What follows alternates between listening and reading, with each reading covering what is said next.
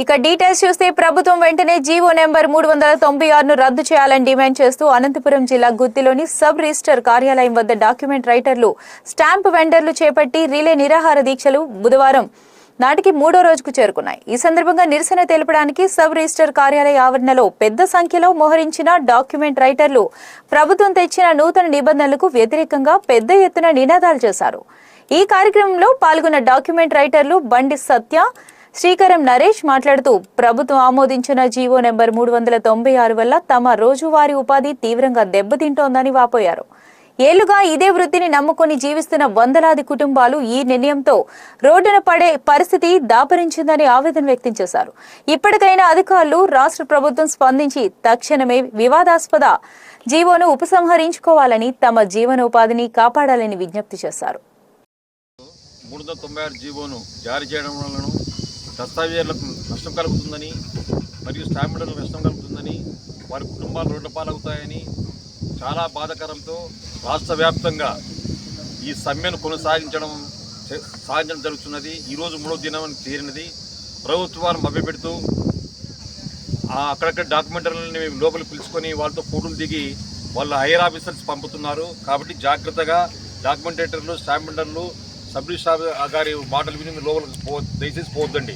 కావున ఈ 396 జీవో రద్దయ్యే వరకు మనమందరం ఐక్యతతో అందరూ కలిసికట్టుగా సమ్మె చేస్తూ, అవసరమైతే నిరాదీక్ష చేస్తూ, అవసరమైతే ఎమ్మెల్యే గారితో కూడా కలిసి వారికి కూడా వినతిపత్రం సమర్పించుకుంటూ మనమందరము కలిసికట్టుగా ఈ సమ్మెను జయప్రదం చేసుకుంటూ పోతూ 396 జీవోని ఖచ్చితంగా రద్దు చేయాలని, చేయకపోతే చేసే వరకు మనం సమ్మెను విమించుకునేది ఉండదని మనమందరము కలిసికట్టుగా ఈ సమ్మెను కొనసాగించాలని రైటర్లకు, దస్తావేజు లేఖర్లకు తెలియజేయడం వల్ల ఈ 396 జీవోను ప్రైవేటీకరణను ప్రజలకు వారి ఆస్తుల పట్ల అభద్రతాభావం ఏర్పడి ఆస్తులకు భద్రత లేకుండా పోతుంది.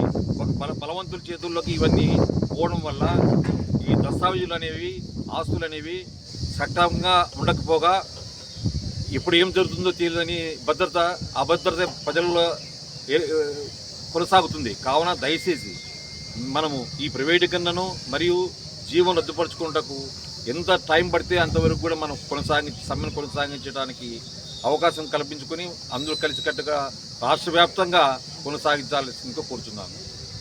ఈ ప్రకారం దస్తావేజు లెక్కలు అయితేనేమి, స్టాంప్ వెండర్లు అయితేనేమి, వాళ్ళ ఫ్యామిలీలు, వాళ్ళ పిల్లలు రోడ్ల పాలవుతున్నారు.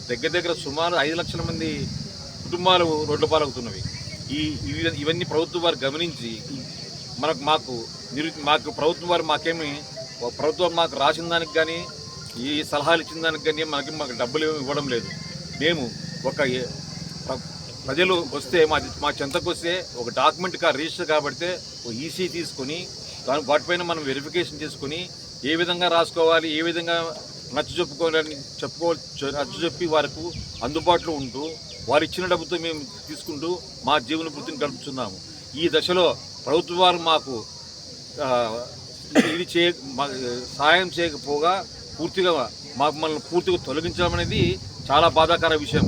ఈ సందర్భంలో రైతులందరూ వారి కుటుంబాలన్నీ చాలా విచ్ఛిన్నమై చాలా బాధాకరంగా జరగగలదు.